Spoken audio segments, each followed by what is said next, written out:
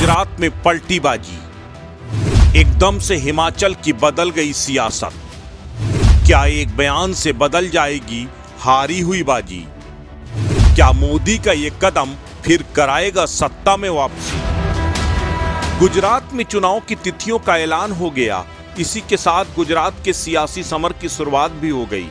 लगातार गुजरात की सियासत कई करवट ले रही है, लेकिन बीजेपी का एक नया दांव गुजरात और हिमाचल में सियासी तस्वीर बदल सकता है। हिमाचल के सोलन में रक्षा मंत्री राजनाथ सिंह ने आज एक बार फिर बड़ा बयान दिया।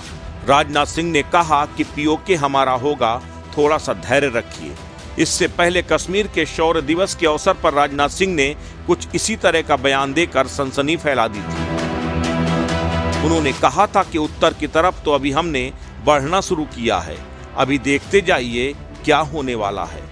जब तक गिलगिट और बाल्टिस्तान हिंदुस्तान के पास नहीं आते, तब तक हम थमेंगे नहीं। इस बयान के बाद तो पाकिस्तान बौखला गया था। पूरा पाकिस्तानी सरकार सख्ते में आ गई थी। आनन फानन में एक मंत्री ने भारत के खिलाफ जमकर जहर उगलना शुरू कर दिया था। लेकिन इन बयानों को अगर आप सियासी समझते हैं, तो इसी बीच सेना के चिनार कॉर्प के commander lieutenant general ADS Aujla का भी एक बेहद ही महत्वपूर्ण बयान आ गया। उन्होंने कहा कि सेना पीओके में कब्जे के लिए पूरी तरह तैयार है, सिर्फ सरकार के आदेश का इंतजार है। औजला ने कहा कि हमने अपनी पूरी तैयारी मुकम्मल कर ली है। सरकार के आदेश देते ही 5 मिनट में सेना पीओके में दाखिल हो जाएगी।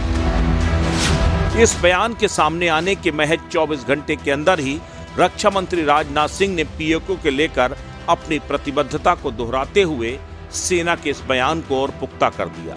लेकिन इसी के साथ कई सवाल भी खड़े हो गए कि क्या वाकई में कश्मीर में 370 खत्म करने के बाद अब पीओके की बारी है? मोदी सरकार की अगली रणनीति का हिस्सा क्या पीओके है? क्या वाकई में पीओके में अब एक्शन होने वाला है? क्या पीओके में सेना कुछ करेगी, या फिर इन बयानों के पीछे गुजरात और हिमाचल के चुनाव? इसी के साथ जुड़े हुए कई और सवाल खड़े हो रहे हैं। अगर ये महज पॉलिटिकल स्टंट है, तो क्या सेना का इस्तेमाल सियासी फायदे के लिए किया जा रहा है?